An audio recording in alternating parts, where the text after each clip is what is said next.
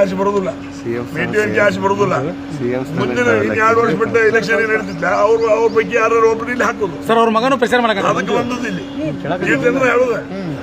ಅವರು ಇಲ್ಲಿ ಕಾಂಗ್ರೆಸ್ ಗೆಲ್ತೈತೋ ಸೋಲ್ತೈತೋ ಗೊತ್ತಿಲ್ಲ, ಆದ್ರೆ ಬಿಜೆಪಿ ಮಾತ್ರ ಗೆಲ್ತೈತಿ. ಆದ್ರೆ ಅವ್ರು ಬಂದದ್ದೇನು, ಮುಂದಿನ ಚುನಾವಣೆಯಲ್ಲಿ ಅವ್ರ ಮನೆಯಾಗಿನವ್ರು ಒಬ್ಬ ಅವ್ರು ಇಲ್ಲಿ ಕಂಬಳಿ ಹಾಕ್ಬೇಕು ಅನ್ನೋ ಸಲಹೆ ಬಂದ ಸರ್. ಅವ್ರ ಪುತ್ರರು ಪ್ರಚಾರ ಮಾಡಕ್ಕೆ ಅದೇ ರೀ ನಾನು ಅದನ್ನ ಹೇಳಕತ್ತ. ಅದರ ಸಲುವಾಗಿ ಇವತ್ತು ಇಲ್ಲೆಲ್ಲರೂ ನಾಡಿ ಮಿಡಿತಗಳನ್ನ ಅರ್ಥಕೊಂಡು ಹಣಕ್ಕೆ ಬಗ್ತಾರೋ, ದಬ್ಬಾಳಿಕೆ ಬಗ್ತಾರೋ, ದರೋಡಿಗೋರಿಗೆ ಬಗ್ತಾರೋ, ಅಥವಾ ಹೊಲಾಮಣಿ ಬರ್ಸ್ಕೊಂಡ್ರೆ ಬಗ್ತಾರೋ, ಅವೆಲ್ಲ ವಿಚಾರಗಳು ಇಟ್ಕೊಂಡು ಇಲ್ಲಿ ಬಂದವರು. ಮತ್ತೆ ಇವರು ಮೇಟಿಯವ್ರು ನಾಡಿಸಬೇಕಂತ ಬಂದಿಲ್ಲ. ಇದನ್ನು ಪರ್ಸೆಂಟ್ ನೋಡ್ಕೊಂಡು ಮುಂದಿನ ಕಾರ್ಯಕರ್ತನಾಗಿ ಎಂಟ್ರಿ ಆಗೋದು ಅವಶ್ಯದ. ಆ ನಿಟ್ಟಿನಲ್ಲಿ ನನ್ನ ಕರ್ತವ್ಯ ಅದು. ಭಾರತೀಯ ಜನತಾ ಪಕ್ಷ ಗೆಲ್ಲಿಸೋದು ನನ್ನ ಕರ್ತವ್ಯ. ಶಾಸಕರಾಗಿ ಭಾಗದ ಜನತೆಗೆ ನನ್ನ ಕರ್ತವ್ಯ. ಆ ನಿಟ್ಟಿನಲ್ಲಿ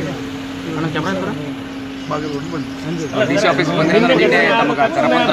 ಬಿಜೆಪಿ ವಿರುದ್ಧ ಹಂಚಿದ ಘಟನೆ ಮಾಹಿತಿ ಅದ ಅನ್ಕೋತೀನಿ. ಡಿ ಸಿ ಆಫೀಸ್ಗೆ ಬಂದಿದ್ದು ತಾವು ಅದೊಂದು ಮೀಟಿಂಗ್ ನಡೀತಿದೆ ಅಲ್ಲಿ ಬಾಗಲಕೋಟೆ ಒಳಗೆ BU ಸಂಘದ ಮೆಡಿಕಲ್ ಕಾಲೇಜ್ನಲ್ಲಿ ಇರ್ತಕ್ಕಂಥ ವಿದ್ಯಾರ್ಥಿಗಳಿಗೆ ಬಿಜೆಪಿ ವೋಟ್ ಹಾಕಿದ್ರೆ ನಿಮ್ಮ ಜೈಲಿಗೆ ಆಗ್ತೀವಿ ಅಂತ ಕಾಂಗ್ರೆಸ್ ಅವರು ಕರಪತ್ರ ಅಂತ. ಅವರ ಮೂಲ ಮನೋಭಾವ, ಅವರ ಮೊದಲಿನ ಪರಿಸ್ಥಿತಿಯನ್ನು ತೋರಿಸ್ತದೆ. ಅವರು ಯಾವ ಮಾನಸಿಕ ಸ್ಥಿತಿಯವರು ಅನ್ನೋದು ನಿನ್ನಿನ ಒಂದು ಪ್ರಕರಣ ಇಡೀ ರಾಜ್ಯಕ್ಕೆ ಗುರ್ತು ಮಾಡುತ್ತದೆ. ಬೆಳಗಾವಿ ಜಿಲ್ಲೆನೂ ಸಾಕಷ್ಟು ಕಡೆ ಮಾಡಿದ್ರು, ಅದಕ್ಕೆ ಎಲ್ಲಿ ಕುಂಡಿಸ್ಬೇಕು ಅಲ್ಲಿ ಕುಂಡಿಸೋ ವ್ಯವಸ್ಥೆ ಮಾಡಿ. ಬೆಳಗಾವಿ ಜಿಲ್ಲೆಯ ಸತೀಶ್ ಜಾರಕಿಹೊಳಿ ಅವರು ಈ ಚುನಾವಣೆ ಕಾಂಗ್ರೆಸ್ ಉಸ್ತುವಾರಿ ಇರ್ತಾರೆ. ನಿಮ್ಮದು ಬೆಳಗಾವಿ ಟೀಮ ಇಲ್ಲಿ ಬಂದು 2 ತಿಂಗಳ ಟೆಕೆ ನೋಡಿದ್ರೆ ಏನಾಗ್ಬೋದು ಸರ್ ಫಲಿತಾಂಶ? ಬಿಜೆಪಿ ಇವತ್ತು ಯಾರು ಭಾಗವಹಿಸಿದಾರ ಮಾತಿಲ್ಲ. ಇವತ್ತಿನ ದಿವಸ ಅವ್ರು ಬಂದು ಭಾಗವಹಿಸ್ಯಾರ, ಅವರು ಉಸ್ತುವಾರಿ ಮಾಡಿದಾರೆ, ಇವರು ಉಸ್ತುವಾರಿ ಮಾಡಿದಾರೆ ಅನ್ನುವಂಥದ್ದು ಮಾತಿಲ್ಲ. ಈಗ ನಿನ್ನಿನ ಘಟನೆ ನೀವು ನೋಡಿದಿರಿ.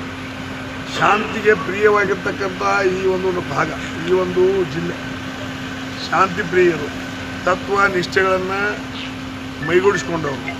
ಅಂಥ ಒಂದು ಪರಿಸ್ಥಿತಿಯಲ್ಲಿ ಇವತ್ತು ಹೋಗಿ ಆರೋಗ್ಯ ಸುಧಾರಿಸ್ಕೊಳ್ಳುವಂಥ ಪರಿಸ್ಥಿತಿಯಲ್ಲಿ ಅಲ್ಲಿ ಹೋಗಿ ದಂಗೆ ಮಾಡಿ ಆ ಹೊತ್ತು ಈ ಹೊತ್ತು ಗುಂಡಾಗಿರಿ ಮಾಡುವಂಥ ಆ ಪ್ರವೃತ್ತಿ ಮೊದಲಿಂದ ಅವ್ರು ಬಂದಿದೆ.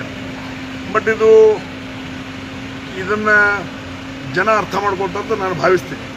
ಮತ್ತು ಬರುವಂಥ ದಿನಮಾನಗಳಲ್ಲಿ ಇಂಥ ಒಂದು ವ್ಯವಸ್ಥೆ ನಮ್ಮ ಜಿಲ್ಲೆಯಲ್ಲಿ ಇರಬಾರ್ದು ಅನ್ನುವಂಥ ದೃಷ್ಟಿಯಲ್ಲಿ ಚಿರಂತ ಮಂಡ್ಯ ಅವರಿಗೆ ಹೆಚ್ಚಿನ ರೀತಿಯಲ್ಲಿ ಎಲ್ಲರೂ ಕೂಡ ಆಶೀರ್ವಾದ ಮಾಡಿ ಅವರನ್ನು ಪ್ರಚಾರ ಭವನದ ಆಯ್ಕೆ ಮಾಡಿ ಕೊಡಬೇಕಂತ ಸರ್ವದಲ್ಲಿ ವಿನಂತಿ. ಈಗ ಇಡೀ CM ಮತ್ತು ಸಚಿವರು ಬಂದಿದ್ದಾರೆ, ನಾಳೆನೂ ಕೂಡ ಪುನಃ CM ಮತ್ತೆ ಬರ್ತಾ ಇದ್ದಾರೆ. 5 ದಿನಗಳ ಕಾಲಕ್ಷೇತ್ರದಲ್ಲಿ ಬೇಡಿ ಕೊಡ್ತಾ ಇರುವಂಥದ್ದು ಇದೇನು ಸೋಲಿನ ಭೀತಿನ ಸರ್ ಏನಂತ? ಸ್ವಾಭಾವಿಕವಾಗಿ ಈ ಬಿಟ್ಟಿ ಭಾಗ್ಯಗಳನ್ನು ಇವುಗಳನ್ನು ಕೊಡೋದ್ರ ಮುಖಾಂತರ ಎಲ್ಲದ ಕಡೆ ಫೇಲ್ಯೂರ್ ಆಗಿದ್ದಾರೆ. ಅದನ್ನು ಅವ್ರಿಗೆ ಅರ್ಥ ಆಗಿಲ್ಲ. ಜೊತೆಗೆ ಮುಂದಿನ ಬಜೆಟ್ ನೋಡಿರ್ಬೋದು. ಮುಂದಿನ ಬಜೆಟ್ನಲ್ಲೂ ಸಹಿತ ಅವರು ಯಾವ ರೀತಿ ತಮ್ಮಷ್ಟಕ್ಕೆ ತಾವೇ ನಮ್ಮ ಸರ್ಕಾರದಲ್ಲಿ ಏನಿಲ್ಲ ಅನ್ನುವಂಥ ನಿಟ್ಟಿನಲ್ಲಿ ಅವರು ಬಜೆಟ್ನಲ್ಲೂ ಸಹಿತ ಒಪ್ಕೊಂಡಿದ್ದಾರೆ.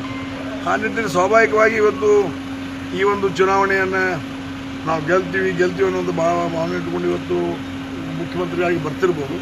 ಆದರೆ ಪದೇ ಬರ್ತಾ ಇದ್ದಾರೆ ಅಂದರೆ ಅವ್ರಿಗೆ ಬಹುಶಃ ಸೋಲಿನ ಭೀತಿ ಭಾಳ ದೊಡ್ಡದಾಗಿ ಅವ್ರಿಗೆ ಕಾಣ್ತದೆ. ಸರ್, KPCC ಅಧ್ಯಕ್ಷರು ಸುದ್ದಿಗೋಷ್ಠಿಯಲ್ಲೇ ವಿದ್ಯಾರ್ಥಿಗಳು ಮತದಾನ ಮಾಡೋಕ್ಕೆ ಬಂದರೆ ಅವ್ರನ್ನ ಅರೆಸ್ಟ್ ಮಾಡಿಸ್ತೀವಿ ಅಂತೇಳಿ ಒಂದು ಹೇಳಿಕೆ ಎಲ್ಲ ಕೊಟ್ಟಿದ್ರು. ಅದು ಪೂರಕವಾಗಿ ಗಲಾಟೆ ಆಗುತ್ತೆ. ಏನು ಹೇಳ್ಬೇಕು ಸರ್?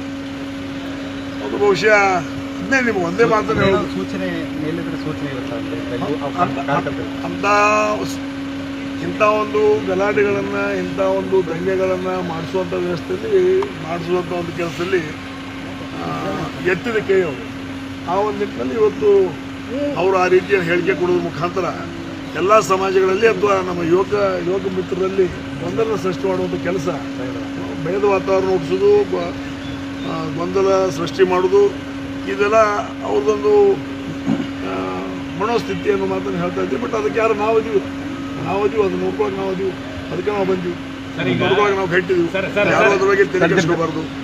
ಮೊದಲಿನ ಭಾಗಕ್ಕೂ ಮಾತನಾಡೋದ್ರ ಮುಖಾಂತರ ಬರುವಂಥ ದಿನಮಾನಗಳಲ್ಲಿ ಬಸವರಾಜ ಅಂತ ಅವರಿಗೆ ಒಳ್ಳೆ ಭವಿಷ್ಯ ಇದೆ ಅಂತ ಮಾತು. ಸರ್, ಈಗ ಬಂದಂಥ ಗಲಾಟೆ ಮಾಡಿದಂಥ ಹುಡುಗರೆಲ್ಲ ಬೇರೆ ಜಿಲ್ಲೆಯವರು, ಅದು ತಮ್ಮ ಜಿಲ್ಲೆಯವರು ನಮ್ಮನ್ನು ಬೆಳಗಾವಿ ಅಲ್ಲಿಂದ ಬಂದೆ ಅಂತೇಳಿ ಒಬ್ಬ ಆರೋಪಿ ವಿಡಿಯೋದಲ್ಲಿ ಹೇಳಿರ್ತಕ್ಕಂಥದ್ದು. ಹೌದು, ಈಗಾಗಲೇ ಬೆಳಗಾವಿಯಿಂದ ಬಂದವರು, ಅದರೊಳಗೆ ಬೆಳಗಾವಿಯಿಂದ ಬಂದಂಥ ಸಂದರ್ಭದಲ್ಲಿ ಬೆಳಗಾವಿ ಒಬ್ಬ ಭಾರತೀಯ ಜನತಾ ಪಕ್ಷದ ಮಾಜಿ ಮಂತ್ರಿಗಳು, ಅವರ ಅಗ್ನಿ ನಿಕಟಪೂರ್ವ ಅವ್ರದ್ದು ಪರ್ಸನಲ್ ಅಸಿಸ್ಟೆಂಟ್ ಏನಂತಿಲ್ಲ, ಆಪ್ತ ಸಹಾಯಕರು ಭೀಮಗೌಡ ಪಾಟೀಲ್ನವರು ಹತ್ರ ಹೋಗೋಣ. ನಮ್ಮ ಗೋಕಾಕದ ನಗರಸಭೆ ಮಾಜಿ ಅಧ್ಯಕ್ಷರು ಅದಾರೆ, ಮಾಜಿ ಜಿಲ್ಲಾ ಪಂಚಾಯತಿ ಎಲ್ಲ ನಮ್ಮ ಪಕ್ಷದವ್ರು. ನಿನ್ನೆ ಗಲಾಟೆ ಒಳಗೆ ಸರ್ವಸಾಧಾರಣವಾಗಿ ಏನು ನಮ್ಮ ಬೆಳಗಾವಿ ಜಿಲ್ಲೆಯಿಂದ ಬಂದವರು ಇದ್ದಾರೆ, ಇಡೀ ಬೆಳಗಾವಿ ಜಿಲ್ಲೆಯವರೆಲ್ಲ ಅವರು ಸೀಮಿತವಾಗಿರ್ತಕ್ಕಂಥ ಒಂದು 2 ತಾಲೂಕಿಗೆ ಸೀಮಿತವಾಗಿರ್ತಕ್ಕಂಥವ್ರು ಇದ್ದಾರೆ. ಅವ್ರ ಉದ್ಯೋಗನ ಅದ. ಅದು ಇವತ್ತು ದಿವಸ ಆ ಸರ್ಕಾರ ಬಂದರೆ ನಮ್ಮ ಭಾರತೀಯ ಜನತಾ ಪಕ್ಷದ ಮಂತ್ರಿ ಇರ್ತಾರೆ, ಈ ಸರ್ಕಾರ ಬಂದರೆ ಕಾಂಗ್ರೆಸ್ ಮಂತ್ರಿ ಜೊತೆ ತಿರುಗಾಡ್ತಾರೆ. ಅಂದ್ರೆ ಸರ್ ಕೆಲಸ ಮಾಡೋದು ಅಂದ್ರೆ ಬಾಗಲಕೋಟೆ ಶಾಂತವಾಗಿರ್ತಕ್ಕಂಥ ಬಾಗಲಕೋಟೆಗೆ ಬೆಳಗಾವಿ ರಾಜಕಾರಣ ನುಗ್ಗಕ್ಕಂತೈತೆ, ಈ ಜಿಲ್ಲೆನ ಆಕ್ರಮಿಸಿಕೊಳ್ಳುವಂಥ ಸಾಧ್ಯತೆಗಳೇನಾದ್ರು? ನುಗ್ಗಾಕ ಬಿಡುದಿಲ್ಲ ಅನ್ನೋ ಸಲುವಾಗಿ ರಮೇಶ್ ಕತ್ತಿ ಇಲ್ಲಿ ಬಂದ ಅನ್ನೋ ಮಾತನ್ನ ಹೇಳಲಿಕ್ಕೆ ಇಚ್ಛೆ ಪಡ್ತೀನಿ. ಅದ ಕಾರಣತೆ ಅನ್ಬೇಡ್ರಿ, ಅಂತ ಒಂದು ದರೋಡಿಕೋರ ರಾಜಕಾರಣ ಅಥವಾ ಈ ದರೋಡಿತನವನ್ನ, ಈ ಗುಂಡಾಗಿರಿಯನ್ನ ಇದನ್ನ ತೆಗೆದು ಹಾಕಬೇಕು, ಬೇರ್ ಸಮೇತ ಕಿತ್ತು ಒಗಿಬೇಕು ಅನ್ನೋ ಸಲುವಾಗಿ ರಮೇಶ್ ಕತ್ತಿ ಇಲ್ಲಿ ಬಂದಾನ. ಅದನ್ನ ಮಾಡೇ ತೀರ್ಥನ ಅಂತ ಹಠವನ್ನು. ಎಷ್ಟು ದಿನ ಇರ್ತೀರಿ ತಾವೆಷ್ಟು ದಿನ ಇರ್ತೀರಿ? ಇವತ್ತು ನೀವು ಎಲ್ಲಿ ತಗ ಇಟ್ಕೋತಾರೆ ತಗ ಇರ್ತೀವಿ, ನೀವೇ ಹೇಳೋರು. ಮತ್ತೆ ಇನ್ನ ಒಂದು ಟೈಮ್ ಮುಗಿದೈತಿ, ಬ್ಯಾರೆ ಜಿಲ್ಲೆ ಹೋಗೋರ ಮಗ ಅಂತ ಹೇಳಿ ನೀವು